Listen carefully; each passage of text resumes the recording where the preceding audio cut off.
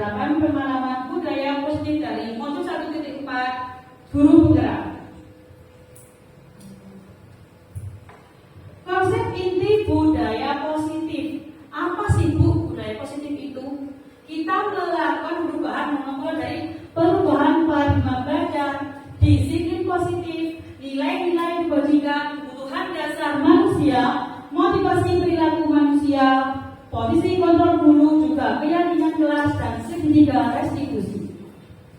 Kita mulai dari yang pertama Bapak Ibu. Pembelajaran dengan paradigma baru. Apa paradigma baru itu?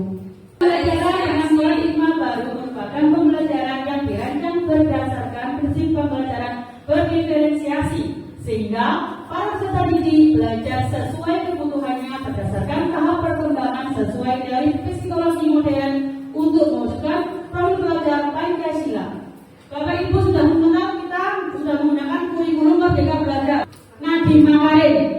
Yang pertama, belajar Pancasila, beriman dan bertakwa pada Tuhan yang esa dan berakhlak mulia, berkebinekaan global, gotong royong mandiri, kreatif dan bernama kritis. Nah, Bapak Ibu, mengapa kita mengambil tema beriman? Mengapa Bapak Ibu? Karena mau sepandai apapun anak didik kita, jika dia tidak memiliki iman, apalah gunanya jika dia dewasa kelak? Dia akan menyakiti orang lain, memenangkan dirinya sendiri. Yang kedua, berkebinekaan global. Seperti yang kita tahu, Indonesia adalah negara yang berbineka. Apa itu berbineka Bapak Ibu?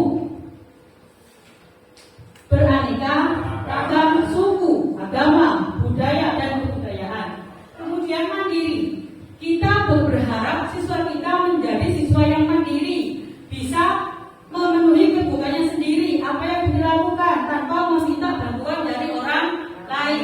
Meskipun dia pada akhirnya membutuhkan orang lain, tapi dia bisa hidup dengan dirinya sendiri untuk memenuhi kebutuhan dia sendiri. Kemudian bergotong royong. Seperti yang kita tahu, gotong royong merupakan ciri khas bangsa Indonesia yang dikenal sampai di luar negeri. Mengapa Bu kita harus membudayakan bergotong royong? Kenapa tidak dibiarkan balik melaku dewe? Kenapa Bapak Ibu? Supaya lebih cepat selesai pekerjaannya. Siap, bagus sekali. Supaya mereka mengenal apa itu kerja sama. Berikutnya, kreatif.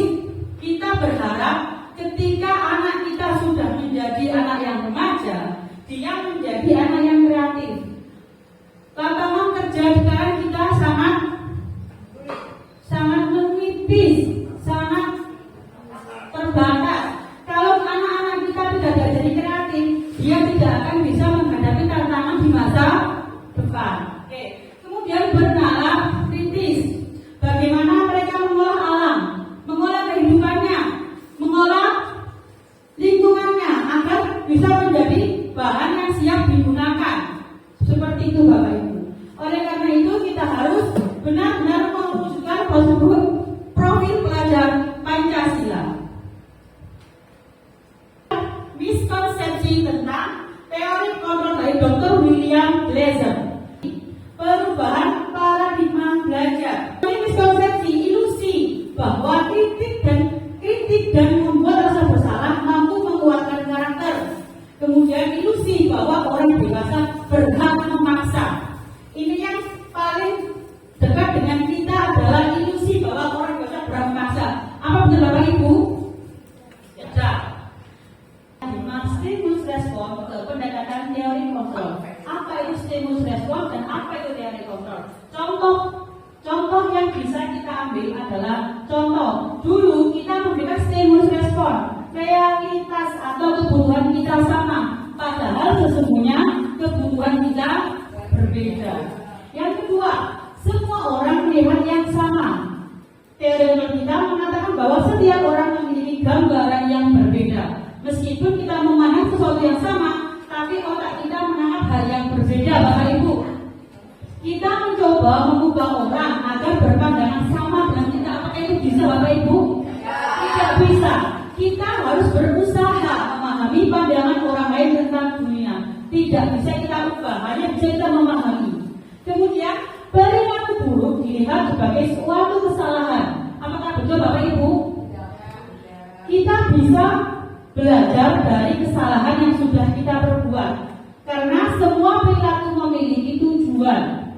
Orang lain bisa mengontrol saya, bisa? Tidak. Hanya saya yang bisa mengontrol diri saya sendiri. Saya bisa mengontrol orang lain, tidak. Anda tidak bisa mengontrol orang lain. Pemaksaan ada pada saat hubungan gagal, benar? Kolaborasi dan konsensus menciptakan pilihan-pilihan baru.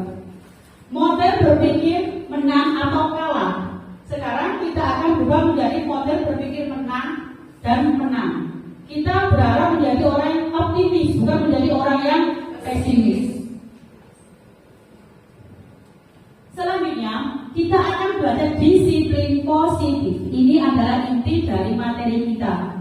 Membudayakan budaya positif yang pertama adalah disiplin positif. Bapak Ibu, apa itu disiplin?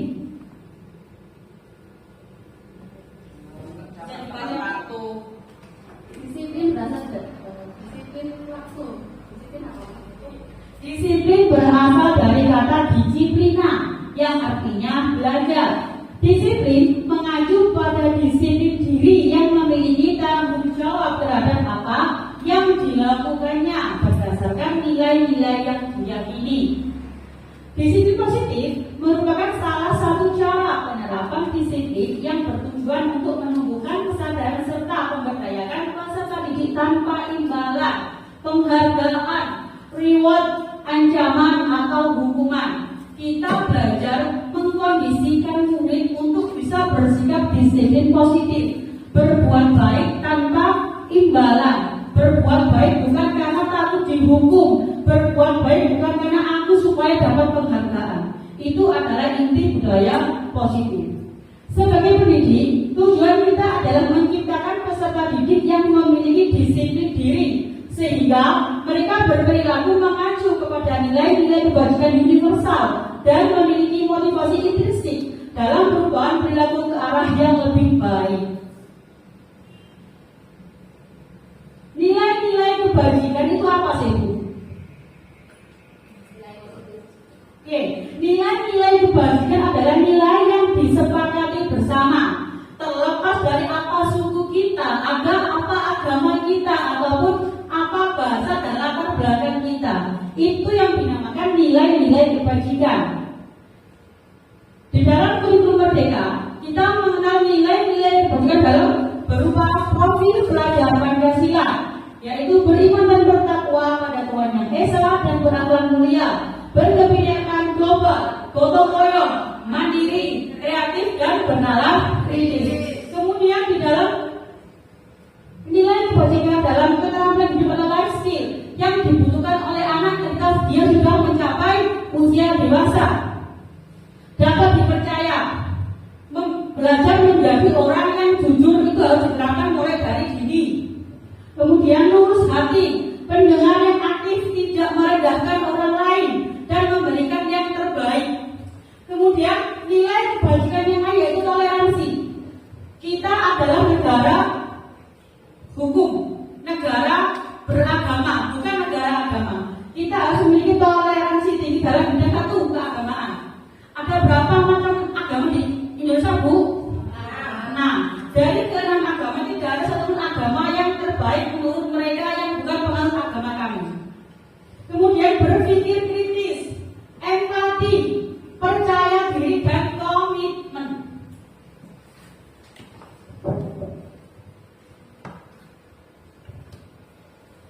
Kemudian kebutuhan dasar manusia. Apa Ibu? Apa Bapak Ibu? Apa Bapak Ibu kebutuhan dasar manusia itu? Kebutuhan dasar manusia adalah segala sesuatu yang kita lakukan untuk mendapatkan yang kita inginkan. Seluruh tindakan apa yang kita lakukan memiliki tujuan tertentu. Benar Bapak Ibu? Dan semua usaha terbaik yang kita lakukan adalah dalam rangka agar kebutuhan dasar kita terpenuhi dengan baik.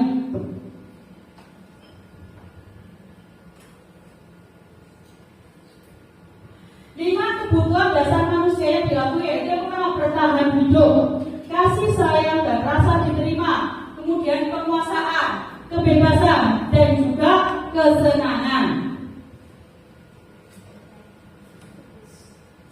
Kita uraikan satu persatu Bapak Ibu. Bertahan hidup. Bu, apa sih bertahan hidup itu? Contoh, kita tersesat di hutan. Bagaimana cara kita bertahan hidup? Bagaimana kita memakan hasil alam agar kita tidak kelaparan? Setiap orang membutuhkan makanan, pakaian, tempat tinggal, keamanan, juga kesehatan. Setiap orang berlomba-lomba bagaimana dia di rumah bisa mendapatkan pakaian yang bagus, bisa mendapatkan tempat tinggal yang nyaman, aman, dan juga tersedia fasilitas kesehatan. Kemudian kasih sayang dan rasa diterima. Ini yang sering terjadi khususnya di lingkungan SD kita, Bu. Rasa diterima, dipedulikan, berbagi, kerjasama, menjadi bagian dalam kelompok. Ketika anak-anak manja dengan gurunya, mungkin dari faktor internalnya atau eksternalnya mereka membutuhkan kasih sayang. Mereka kurang kasih sayang dari orang tua mereka. Akhirnya mereka, kita sebagai guru harus bisa mengcover itu agar murid kita nyaman di sekolah, Bapak Ibu. Selanjutnya penguasaan. Terkadang kita mengenal istilah bullying. Itu adalah kebutuhan dasar manusia ketiga kita, penguasaan. Mereka ingin menunjukkan ini harga diri saya, keinginan untuk dianggap memimpin. Aku yang memimpin, aku yang berprestasi, aku harus didengar, aku harus diakui. Sehingga mereka melakukan bullying. Ini adalah PR bagi kita Bapak Ibu guru untuk bisa mengarahkan keinginan, kebutuhan dasar mereka untuk menjadi hal-hal yang positif, memimpin kegiatan yang positif, prestasi dalam bidang yang positif. Kemudian kebebasan. Seseorang menginginkan menjadi orang yang mandiri, memiliki pilihan, mencoba hal baru, mampu mengendalikan arah dirinya. Kemudian kesenangan. Kebutuhan dasar yang kelima yaitu kesenangan. Dalam hal mereka butuh waktu untuk bermain, humor, antusiasme, dan juga tertawa. Kebutuhan ini yang sering tidak didapatkan bagi mereka yang mengalami kekurangan dalam hal keluarga yang tidak harmonis, keluarga yang terpecah, ataupun keluarga dengan ekonomi yang rendah. Motivasi perilaku manusia. Setiap orang ketika melakukan pekerjaan, mereka ada motivasinya. Aku ingin mengerjakan pekerjaan ini agar aku mendapat uang, agar aku mendapat hadiah. Nah, itu adalah motivasi perilaku manusia. Yang pertama, ada 3 motivasi perilaku manusia. Yang pertama yaitu untuk menghindari ketidaknyamanan atau hukuman. Dia melakukannya sekedar aku melakukan ini agar aku tidak mendapatkan hukuman. Kemudian yang kedua, untuk mendapatkan imbalan atau penghargaan dari orang lain. Aku akan berangkat pagi ke sekolah supaya aku diberi nilai positif dari kepala sekolah saya. Nah, 1 dan 2 tadi merupakan motivasi eksternal. Mereka melakukan itu karena mereka ingin imbalan, ingin penghargaan, bukan dari dalam hatinya sendiri, Bapak Ibu. Motivasi yang ketiga yang disebut adalah untuk menjadi orang yang mereka inginkan dan menghargai diri sendiri dengan nilai-nilai yang mereka percaya. Dari ketiga motivasi ini, motivasi yang ketiga yang diinginkan kita sebagai pendidik harus bisa melaksanakan ini, yang termasuk motivasi internal. Contoh, aku berangkat tahun ke sekolah, aku tidak mengharapkan imbalan, aku pengen murid-muridku mencontoh perbuatanku. Aku ingin muridku tahu bahwa disiplin itu penting dalam sekolah, dalam pembelajaran. Kemudian, hukuman. Ada 3 jenis motivasi: hukuman, konsekuensi, dan restitusi. Hukuman tidak terencana atau tiba-tiba. Murid tidak tahu apa yang akan terjadi atau tidak dilibatkan. Bersifat satu arah, berupa hukuman fisik atau psikis. Maksudnya seperti ini, Bapak Ibu. Seringkali kita ketika anak-anak itu ramen, sudah jangan ramen.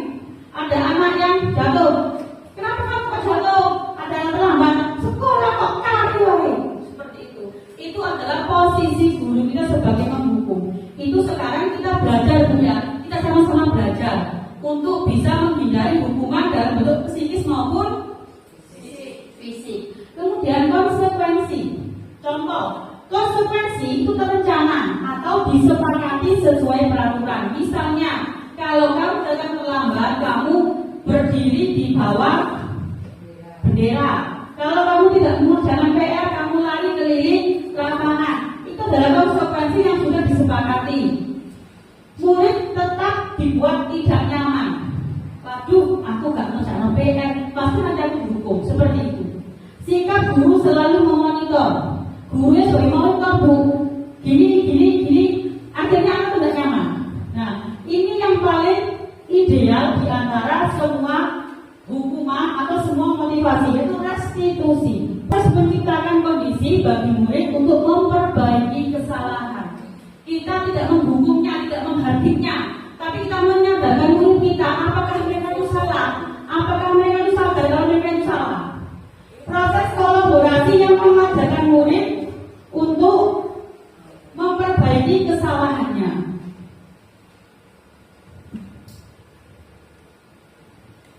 Di sini kita mengenal 5 posisi kontrol guru. 5 posisi kontrol guru. Yang pertama itu penghukum. Guru yang ketika muridnya bersalah langsung dihukum. Yang kedua, guru yang memilih menghukum murid yang membuat merasa bersalah. Kemudian teman, pemantau maupun manajer. Kita bahas satu-satu Bapak Ibu. Apa itu?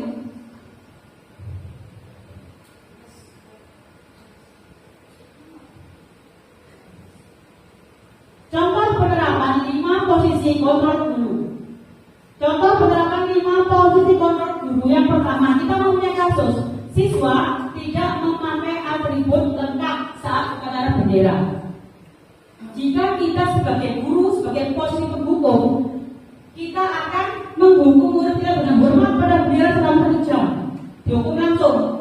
Kemudian, ketika kita sebagai guru, ketika ada siswa yang tidak memakai atribut lengkap, jika kita sebagai pembuat merasa bersalah, berapa kali ibu, bapak harus memberitahu kamu selalu saja mengecewakan bapak ibu. Dengan ada seperti itu, tidak membentak, tidak menghardik. Selanjutnya, jika kita berposisi sebagai teman, ayo dong ikuti aturan sekolah, tolong bantu ibu atau bapak, ya sekali ini aja. Sudah tidak apa-apa, lain kali jangan sampai berbuat seperti ini lagi ya. Nah, ini adalah posisi kontrol guru sebagai teman, menganggap murid itu teman. Kemudian pemantau, apa itu memantau? Contohnya, kamu sudah melanggar peraturan sekolah, kamu tahu konsekuensinya. Setelah upacara, kamu beli atributnya ke koperasi dan jangan lupa lagi ya. Itu jika posisinya sebagai pemantau. Yang terakhir Ibu, kita akan menjadi sebagai manajer. Posisi kontrol guru sebagai manajer, posisi yang paling ideal di antara kelima posisi tersebut. Kenapa? Ketika murid melakukan kesalahan, mereka tidak bisa gini. Tapi, apakah kamu tahu kesalahanmu? Kira-kira bagaimana kamu mau memperbaiki kesalahanmu? Posisi manajer itu kemarin, posisi manajer itu posisi yang paling ideal untuk menangani murid. Tapi tergantung kondisi. Ketika ada anak kita, contoh berbicara kasar, berbicara kotor. Contoh, kita memposisikan diri kita sebagai teman anak kita. Anak itu hanya menurut pada kita, tapi dengan guru lain belum tentu dia akan nurut karena dianggap bukan temannya. Lanjut, dari kelima posisi kontrol tadi Bapak Ibu, kira-kira saya kecewa sekali dengan kamu. Ini termasuk yang mana Bapak Ibu? Di sini posisi kontrol apakah aku di sini gurunya berposisi sebagai murid untuk merasa bersalah. Oke, betul sekali buat Bu Bella. Lanjut Bu Bella, alasannya apa Bu Bella? Jadi di sini gurunya harus menasehati siswanya supaya dia tahu di mana letak kesalahannya dia gitu loh Bu. Jadi gurunya harus menasehati dulu biar dia tahu kesalahannya di mana. Siap, terima kasih Bu Bella. Sisi kontrol apakah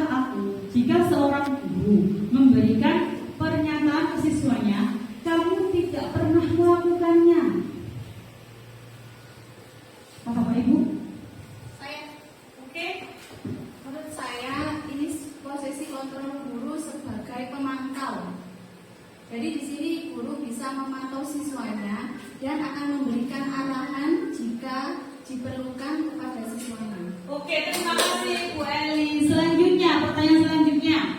Posisi kontrol apakah aku jika seorang guru menyikapi masalah muridnya menanyakan apa rencanamu untuk kontrol apakah aku jika seorang guru mengatakan apa rencanamu untuk menyelesaikan masalah ini? Oke, siap.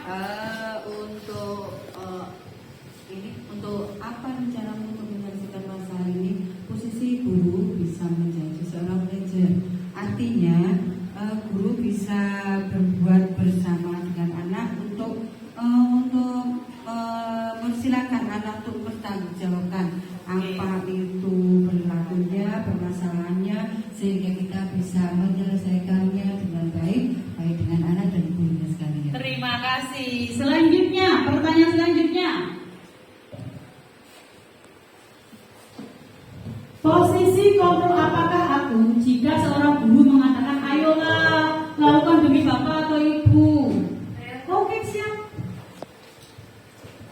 Untuk ini ayolah lakukan demi bapak atau ibu ya. Ini guru memposisikan dirinya sebagai teman. Oke, betul. Selanjutnya, posisi kontrol apakah aku? Apa kamu sudah tahu sanksi atau konsekuensinya atas kesalahan yang kamu berbuat? Termasuk yang mana Bapak Ibu? Oke, siap. Silakan. Menurut saya, posisi kontrol apakah kamu sudah tahu sanksi atau konsekuensinya atas kesalahan yang kamu perbuat? Adalah posisi kontrol guru sebagai pemantau. Oke, bagus.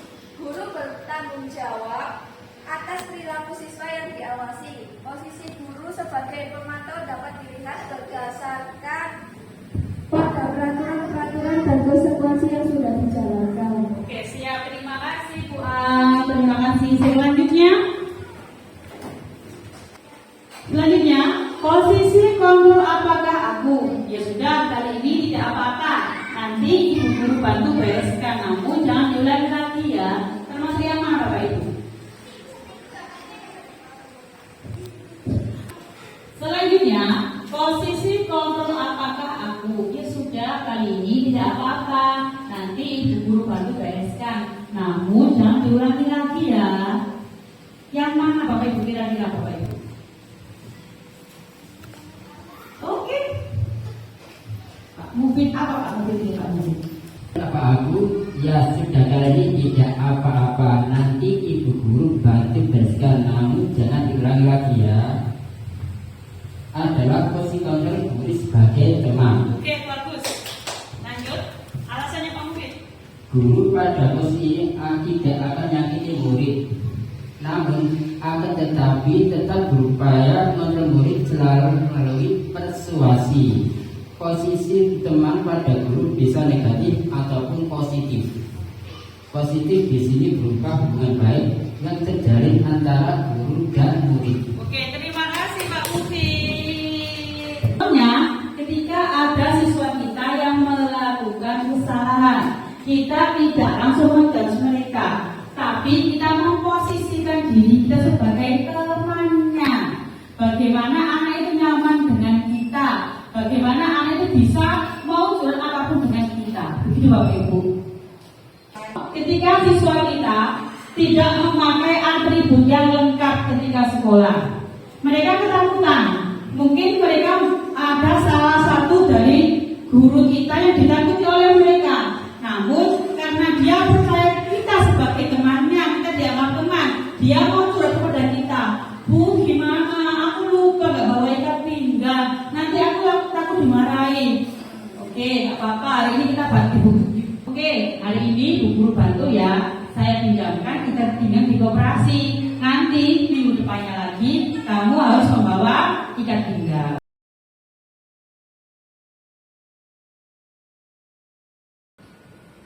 Kamu tidak pernah mendapat nilai jika tidak mengerjakan tugas. Apa bunyi? Seperti apa Bapak Ibu? Penghukum, pemantau, teman. Oke, bagus. Jika dia tidak mengerjakan tugas, dia tidak mendapatkan nilai. Gurunya memantau Bapak Ibu. Lanjut. Sekarang setelah mempelajari posisi kontrol, kita akan mempelajari keyakinan kelas. Mengapa keyakinan kelas Bapak Ibu? Mengapa kita menyebut keyakinan kelas? Mengapa bukan peraturan atau kesepakatan kelas? Ada yang tahu perbedaannya Bapak Ibu? Apa itu keyakinan dan apa itu peraturan, apa itu kesepakatan? Seringkali kita membuat kesepakatan kelas. Tidak boleh mencoret-coret tembok, tidak boleh membuat sama sembarangan. Begitu, Ge? Kalau keyakinan, kita tidak boleh menggunakan kalimat negatif. Jadi tidak boleh mencoret-coret tembok, kita ganti dengan jaga kebersihan tembok. Bagus sekali. Kemudian dilarang membuang sama sembarangan, kita ganti dengan. Nah, itu perbedaan dari keyakinan dan peraturan maupun kesepakatan. Lanjut. Pembentukan keyakinan kelas. Apa sih Bu ciri-cirinya? Apa yang harus dilakukan ketika kita harus membuat pembentukan keyakinan kelas?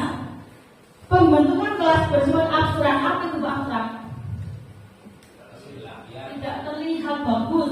Berupa pernyataan universal, pernyataan umum, dibuat dengan pernyataan positif. Sedikit saja agar mudah diingat, kalimatnya tidak boleh panjang. Sesuai dengan kondisi kelas dan sekolah sehingga mudah diterapkan.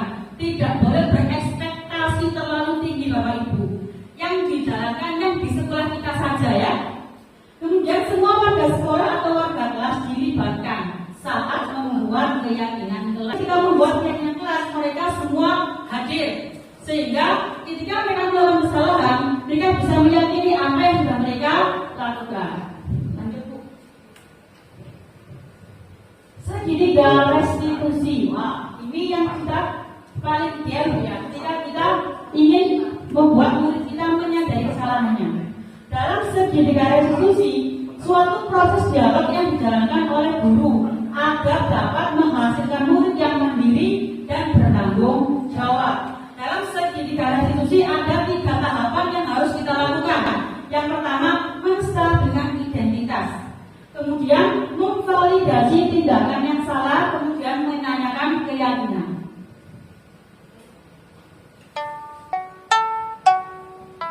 Segitiga restitusi. Dengan menerapkan segitiga restitusi dalam kegiatan pembelajaran di kelas, ketika siswa melakukan kesalahan, kita telah melakukan kemajuan dalam bidang pendidikan. Di mana seorang guru sudah bukan zamannya lagi ketika menghadapi murid yang melakukan kesalahan dengan kekuatan baik secara fisik maupun non fisik, melainkan kita merangkul siswa agar mengenal jati dirinya serta dapat berubah menjadi baik atas kemauannya sendiri tanpa paksaan dari orang lain. Yang pertama, tahap yang pertama yaitu menstabilkan identitas. Kita bisa menstabilkan identitas ini berdasarkan prinsip membuat kesalahan adalah bagian dari proses pembelajaran. Kalau kita tidak salah, kita tidak akan belajar. Berbuat salah itu wajar. Kata-kata yang dipakai untuk menstabilkan identitas itu, misalnya yang pertama, berbuat salah itu wajar ya. Tidak ada manusia yang sempurna. Ibu, bapak juga pernah melakukan itu. Ibu, bapak tidak mau mencari yang salah. Mari kita mencari solusi dari permasalahan ini. Kamu berhak merasa begitu. Kemudian, ketika memvalidasi tindakan yang salah itu berdasarkan prinsip setiap perilaku berupaya memenuhi suatu kebutuhan tertentu. Sudah menggunakan kata seperti ini, Bapak Ibu. Kamu pasti punya alasan mengapa kamu melakukan hal itu. Padahal kamu bisa melakukan yang lebih baik daripada ini, melakukan yang lebih buruk daripada ini. Kamu patut bangga karena kamu telah melindungi sesuatu yang penting bagi dirimu sendiri. Kamu melakukannya karena mempertahankan sesuatu yang penting bagi dirimu. Contoh, ketika anak berkelahi, pasti mereka akan berkelahi. Karena saya diejek Bu, karena saya tadi ditendang Bu. Ketika anak mempertahankan apa yang dia katakan, kita sudah melakukan validasi tindakan yang salah. Lanjut. Nah, untuk tahap yang ketiga itu menanyakan keyakinan. Ketika siswa kita ketika siswa kita melakukan kesalahan, berdasarkan prinsip teori Komor bahwa pada dasarnya kita termotivasi secara intensif. Kita melakukan kesalahan dan kita mau memperbaiki kesalahan kita dimulai dari dirinya sendiri, bukan karena paksaan. Kita bisa melakukannya dengan cara seperti ini, Bapak Ibu. Apa keyakinan kelas kita? Nilai-nilai apa yang kita sepakati bersama? Seperti apa sih gambaran ketiga yang kamu inginkan? Kamu ingin menjadi orang yang seperti apa? Kata-kata itu bisa kita gunakan ketika kita menghadapi siswa kita yang melakukan kesalahan. Ketika mereka bersalah, kita tanyakan kesepakatannya, keyakinannya. Ini adalah contoh penerapan seketika restitusi. Kita lihat sama-sama ya, Bu.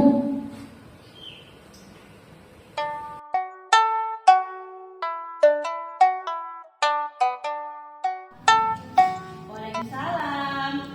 Apakah kamu tahu mengapa saya tadi di sini?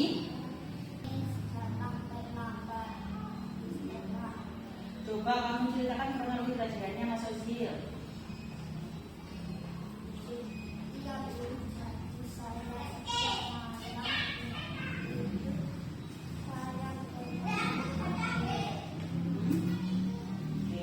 Oh gitu, saya yakin tidak ada siswa yang sempurna. Kamu sudah baik mau mengakui kesalahan yang sudah kamu lakukan. Kenapa kamu sampai terlambat datang ke sekolah? Karena saya terlambat bangun dan mata saya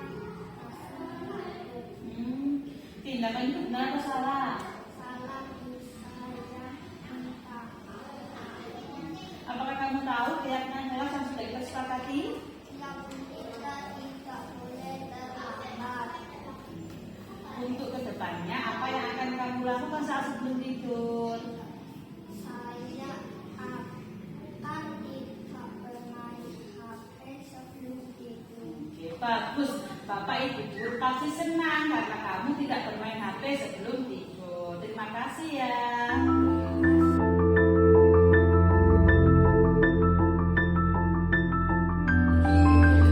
Waalaikumsalam. Saya dapat membuat bahwa kalian bertengkar dan berkelahi ketika istirahat. Apa sih benar? Iya, Bu. Apa itu boleh tahu mengapa kalian bertengkar dan berkelahi? Saya tidak sengaja memikirkan buku lalu bekerja Tidak Bu, bukan tadi semacam mentang saya lalu dibuka sampai tangan saya. Oke, baik. Setiap orang pasti mempunyai kesalahan. Coba kamu pikirkan apa manfaat kalian bertengkar dan berkelahi. Lalu bertengkar dan berkelahi dan itu apakah benar? Kalau saya sudah melanggar aturan yang membuat Kenapa kalian bertengkar dan berkelahi tadi? saya hanya iseng dulu. yoga sering seperti itu. Sekarang kamu sudah sadar belum? Apakah masih akan bertengkar dan berkelahi lagi? Sudah Bu, kami minta maaf, kami tidak akan bertengkar dan berkelahi. Yoga dan Beki, apakah kalian ingat apa keyakinan kelas kita? Kita tidak boleh bertengkar dan berkelahi dengan teman. Untuk kedepannya, ketika istirahat, apa yang akan kalian lakukan? Saya berjanji akan bermain dengan buku. Semoga kalian bisa mendapatkan pelajaran yang bermakna dengan kesalahan yang sudah kalian lakukan ya. Ya Bu, terima kasih. Assalamualaikum. Waalaikumsalam, terima kasih ya. Jangan diulangi lagi ya. Ya Bu, terima kasih. Assalamualaikum. Waalaikumsalam, terima kasih ya. Jangan diulangi lagi ya. Oke Bapak Ibu, kita sampai di penghujung acara. Dari kegiatan tadi, apakah ada yang Bapak Ibu masih belum jelas? Silakan bertanya. Sebelum saya itu Bapak Ibu. Baik Bapak Ibu, dalam penerapan program disiplin positif, hendaknya guru memiliki status kepribadian profesional dan sosial yang baik, di mana guru mampu merefleksikan dirinya sendiri bagaimana perjalanan dirinya sebagai seorang among atau manajer yang menuntun murid-muridnya menjadi insan yang mandiri, merdeka, dan bertanggung jawab sesuai dengan standar nasional pendidikan sesuai dengan filosofi Ki Hajar Dewantara. Terima kasih Bapak Ibu atas waktunya. Saya doakan kalian ada semua sehat. Saya doakan sehat, pulang dengan selamat, banyak istri dan berlimpah segala-galanya. Amin ya rabbal alamin. Terima kasih Bapak Ibu ya. Kita tepuk semangat dulu ya. Tepuk semangat.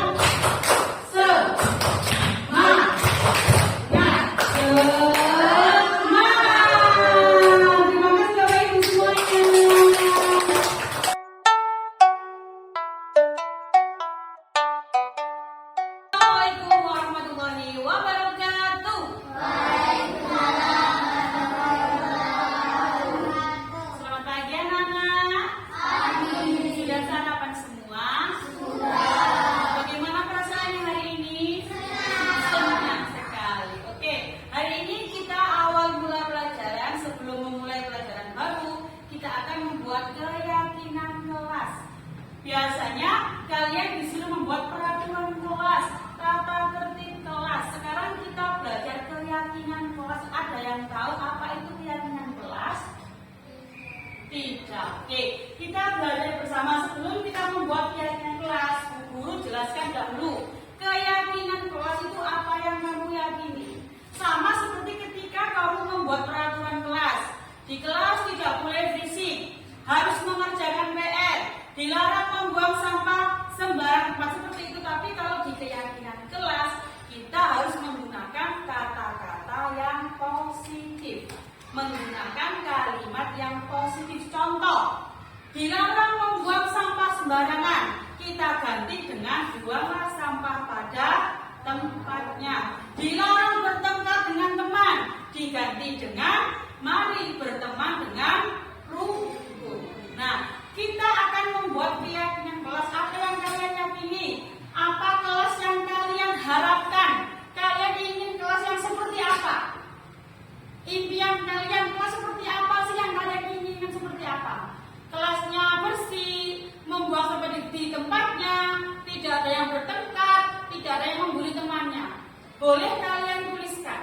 Nanti kalian tempelkan, kita buat kesepakatan. Apa yang kalian inginkan di kelas kita ini. Oke? Oke, sekarang Bu Guru akan membagikan kalian sticky note ini. Kalian tulis bagaimanakah kelas yang kalian inginkan. Satu orang boleh menuliskan satu atau dua keyakinan. Paham? Oke.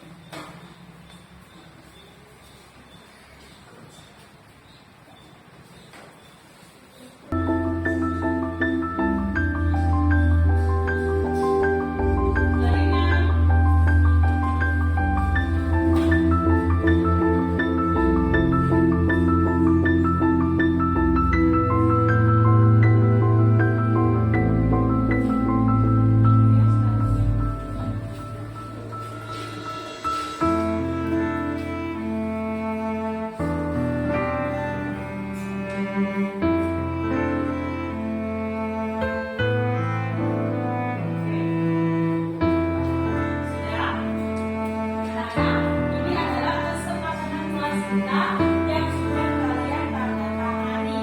Maksudnya apa? Ini adalah kesepakatan kita. Jika kalian melanggarnya, kalian harus mendapatkan apa yang sudah kalian sepakati. Nah, apa saja dari kesepakatan kita? Kelas yang bersih dan nyaman, dengan tenang, rajin pilih kelas, dan kelas yang indah, tidak berkelahi dengan teman dan membuang sampah pada tempatnya. Kesepakatan ini akan kalian jalankan, akan kalian yakini selama 1 tahun ke depan pembelajaran kita. Oleh karena itu, kita harus membuat komitmen anak-anak. Kita harus menaati apa yang sudah kita yakini bersama. Paham ya? Terima kasih anak-anak.